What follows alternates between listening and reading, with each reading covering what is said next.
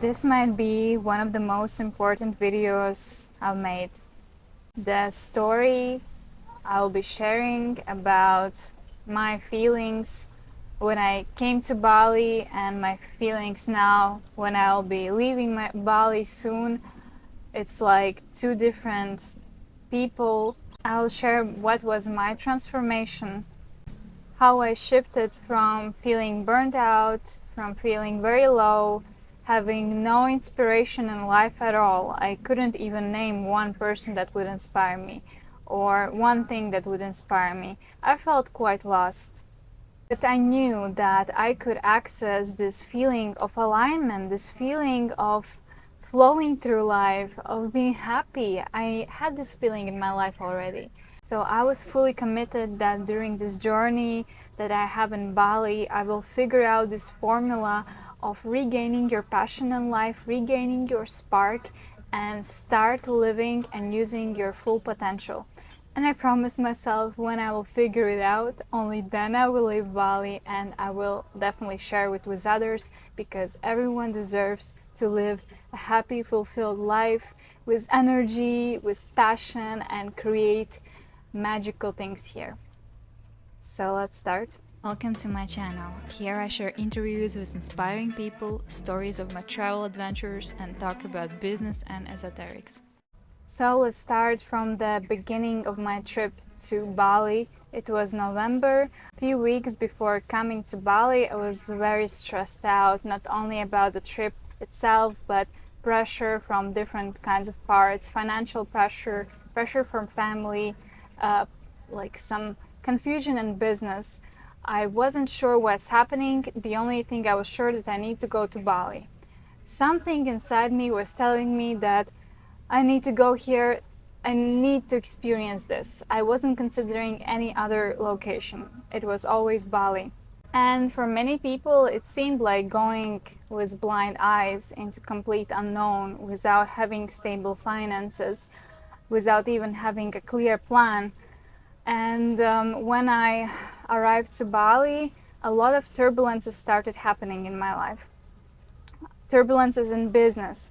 I understood that I don't have passion anymore for the projects I have. I don't want to do this. I even thought I might quit marketing. Can you imagine?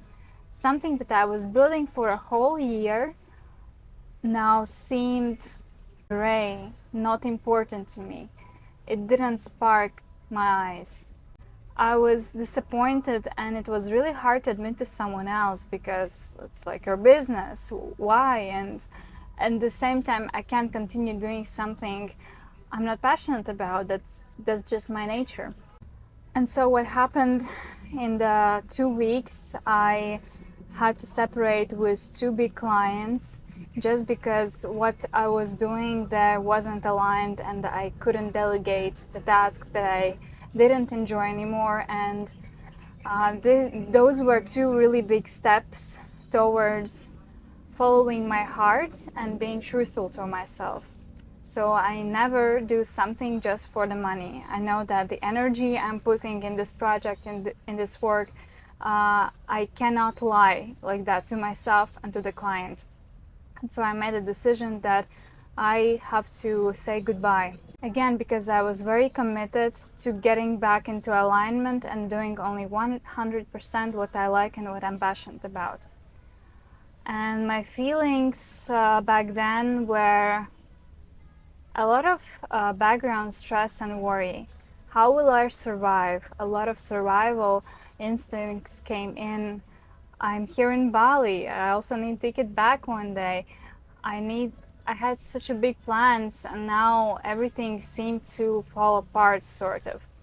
And the worst thing is that I didn't have any idea or energy with what to replace those things in marketing that I didn't like. I was just saying goodbye to some projects and not taking new ones. So it was taking big leap of faith in myself and trust that I'll be okay. And you know, I was in this state of turbulence, big worry for several weeks actually. And you know, when you're in that state, it's it's so hard to get back to your regular practice, to start meditating. Even more that I wasn't alone back then. I was with my friend and we were traveling, having fun, and on the surface everything was amazing. It was my dream come true to be in Bali, to be with my friends, but there was no time for me, no time to focus on what I truly want to do. And even though that experience was just unforgettable, during that time I stagnated more than I was growing, and I was actually really scared for what's to come. And if you're now resonating with these feelings, I will share with you what I was doing exactly in that state. I was actually praying. I was expressing my wish to the universe that, hey, I'm feeling really lost. I don't know what to do. Please, please show me a way how I can get out of this deep hole. How can I again see the light at the end of the tunnel? How can I get back my passion, my energy, my drive, which I naturally have? What happened with it? Where did I lose it? So I was really asking, I was talking to myself, dear soul, how are you? Dear heart, what do you really crave?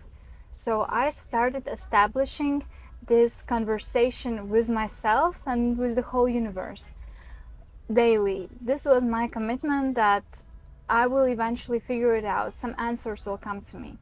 So also maybe some symptoms if you have lost a spark in your life. You wake up and you're not excited about your day. You don't want to wake up. You want to check your social media first. Another symptom is that your life gets messy. Even just your room. Is it clean? Is it organized? Your eating habits too can tell a lot about your state. If you're tending to eat more junk food, it means that you're sort of eating up your emotions, your feelings. As well as procrastination. If you don't want to do your work, you keep procrastinating. Something is not aligned. So also you might get ill. That is also your body showing with really obvious ways that I don't like something here. So these are all really apparent signs that you're not going in the right direction, something is not aligned, and you need to recalibrate yourself and your life. When at the end of December both of my friends came back to Latvia, I had time and space to fully focus on myself and finally be face to face with my thoughts, with my feelings. And that's when the transformation started to happen. And now I have the secret formula how, with 4 steps, you can transform from feeling the way I felt to feeling happy about life, feeling in love with life, energized, passionate, and believing that fucking everything is possible. So step 1 I called cleansing. Emotional cleansing, when you face your true feelings and your true thoughts and you start healing them. How I did it? I did it through various practices that I did on my own or that were available in Bali as like a group practices. It was ecstatic dance, journaling, ho'oponopono, meditations, sound healings, all possible places I could go I went, and you don't actually have to go somewhere. It's about dedicating time to just even sit with your emotions. You feel bad, you don't eat or watch TV series, you sit with these emotions. You can put a meditation, put a ho'oponopono. I won't go deep into the practices in this video. If you want, I can make a separate one, exact ones, but you start to do your inner healing. That's the first step. You cleanse all the things that don't serve you, maybe some traumas and all of that. Second thing, very practical ones, I started cleansing everything in my life, in my business that wasn't aligned with me anymore. I started making a list of the things that bring me some bad or uncomfortable emotions. It could be even about talking with some person. It could be maybe social media. It could be like specific project or specific situations. I wrote as much as possible in details all the things that were giving me those bad vibes. And then, super simple, I just committed to getting rid of these things in my life. So if it was a person, if I could not talk to them anymore, I wouldn't talk. If I could talk to them, I would talk and explain my position to change our dynamic of the conversation. The same with business. I delegated all the tasks I don't like. I hired new people to help me. I said goodbye to some projects, said hello to some new projects, fully reorganizing to let go all these negative things that weren't serving me. That was a huge step, because if your most of the day is filled with the things that you don't really love doing, that don't bring you good energy, you cannot expect yourself to feel good and produce. You don't have like a capacity to produce some nice thing if you're all the time surrounded by those bad energy situations. Second thing is a consistent self-healing routine. Here it comes that all those things that I told you, the key was here to make it as a daily discipline. So it is not just about I'm just meditating and doing I don't know what. It is a real work on yourself, work where you dedicate time, work where you have to push yourself to do it, because you know how hard it is to start again meditating, doing breath work or whatever when you're in such a low state. It is very, very hard. And only those who are truly committed and truly disciplined can actually access it. And this is the point when self-care isn't about allowing yourself to rest or allowing yourself to flow. When you're in such a low state, your self-care and self-love is about discipline, waking up early, doing your practice, getting rid of bad habits, social media in the evening and in the morning, about eating junk food, about alcohol, cigarettes. It's about getting rid of overeating habit, because we are all one. If you're eating badly, you cannot be clear, you cannot have clarity inside you, you cannot have clarity in your thoughts. So in Bali, I for the first time really felt how everything is interconnected. Also thanks to the retreat with Ananda that I had, that showed that everything, how each food has a vibration, how each interaction has a vibration. So getting rid of all the bad habits was a key.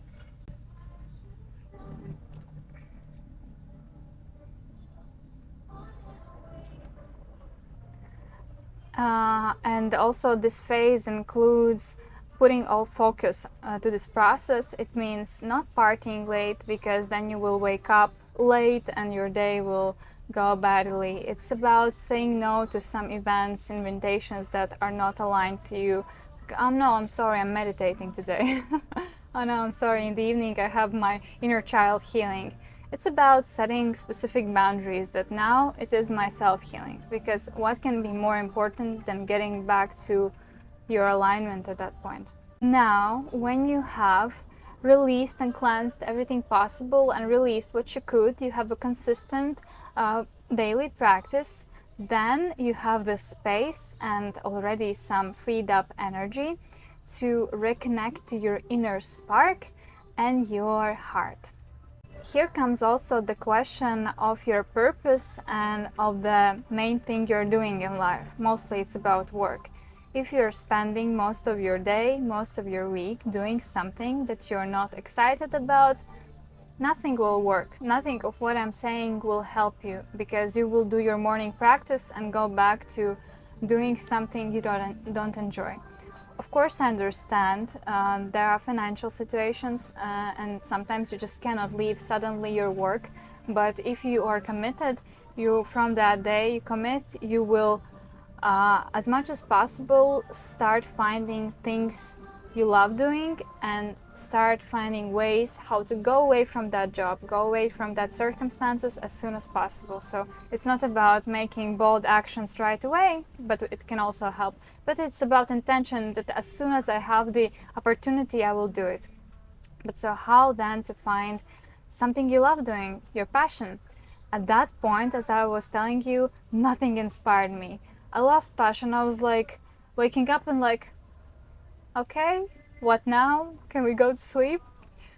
And again, through pushing myself through discipline, I took a list and started writing all the possible things that could bring me some spark, you know? Because we all know those things, but sometimes we are clouded by our problems and don't notice them and don't take our time to actually practicing them. So for me, I started writing different things. Of course, it was dancing. I remember writing that I love editing cool reels. I love talking with inspiring people. I'm inspired when I actually look good, when I take time to pick up my outfit, or I feel good in the nature. Just simple things. Or for example, when I'm riding a bike and I feel so free. So I wrote the actions that could somehow just for 1% give me that passion. Then I created a separate list with ideas. It was actually in the notebook, and I committed that every day I'll have like an hour or 2 hours that will be dedicated to my passions and to my ideas, and I will just actually sit, okay, now it's 11 o'clock, now it's time to just sit and wait for ideas to come. Anything that comes, I'm writing it down. At first could be just something as silly, today I could go to museum, or today I could just take a bike and ride somewhere, you know? Some spontaneous things that come up, you write them down. And also that time was devoted to doing those things that I'm passionate about, like dancing, or maybe making video, or generating ideas for my business. I like had a scheduled creative time. Again, it was about structure, where I could fantasize and think about what inspires me. And so that ideas list, it was filling out day by day, slowly and slowly. At first, it's, you know, like a small snowball. First, it's like super hard to get back to this spark, but each day the ball rolls, and now like the space I had for my ideas, it's full. Here I also want to mention a really important principle that I used from also Emily Gilbert's book, The Big Magic, about ideas, that you can have an idea, but you should remember that everyone has access to this idea. So unless you act on this idea immediately, someone else will. So the moment I had the idea, I tried to take an action immediately, at least some small step. And then what also was a game changer is starting to meditate for 20 minutes in the morning and in the evening without guided meditation, just without any sound, or with some like beats. I had theta waves beats. Because before I used to meditate with guided meditations, and they can help you get relaxed or to get into visualization. But when you're in full silence, you get access to your channel of creativity, and you start to get ideas, new ideas. So I noticed a huge difference in those two meditation types.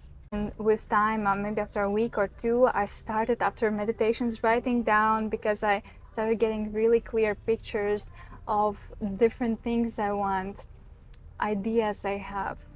When you are reconnected with your heart and start getting back your spark and do these things, the fourth step is to start creating the life of your dreams by implementing different manifestations practices. I started adding visualizations, scripting, dreaming, making vision boards, because I finally had my spark. I finally started seeing in other people things that inspire me in them. Started seeing like activities, hobbies I want to try that would start that would inspire me. But more about all these practices maybe in the next video, because it's a whole big topic itself. But so this was the process, from cleansing to structured routine, to reconnecting to your spark and heart, to adding manifestations. This was quite a journey, but honestly saying, just in a few weeks, I regained this energy and passion for life. I'm so surprised it happened actually so quickly because I dedicated my time. I was committed to the process, and I have so many ideas right now. I feel so self-expressed. For me, it's easy to show up on social media. I don't feel any bad emotions. I have more ideas than ever. My business is taking a new turn. I have new dreams and goals. Maybe about that in the next video, but I just want to tell you that no matter in how bad situation, how low you feel right now, it is just because for a long time you didn't check up on yourself. You didn't ask your soul, are you okay? What do you really want? And so in this video, I provided for you this formula. Please ask me any questions that was unclear, because it is not okay living like that. It's not okay living a gray life. You have full access right now to live full life of the dream, something you even thought is impossible. Now I'm so grateful that I'm going away from Bali, having this crazy transformation that also many people notice, and having my heart opened, having my eyes spark, and and as I said in the beginning, that I knew that I won't leave Bali until I had this transformation. I won't go back the same. And actually everything happened as I planned. I changed, my view on life changed, priorities changed, and I wish that for you too. Thank you so much for watching. Please share this video on your Instagram stories. This will be the best feedback from me that it was valuable to you, because let's spread the message to the world that your life can change. Here are exact tools. Also, please comment what resonated the most, like and subscribe, because one of my dreams, and YouTube is actually one of the ideas that came to me in Bali during this process. My first goal on YouTube is to get 1,000 followers, subscribers. So please help me get there. Have an amazing day, have an amazing life, and see you in the next video. Bye.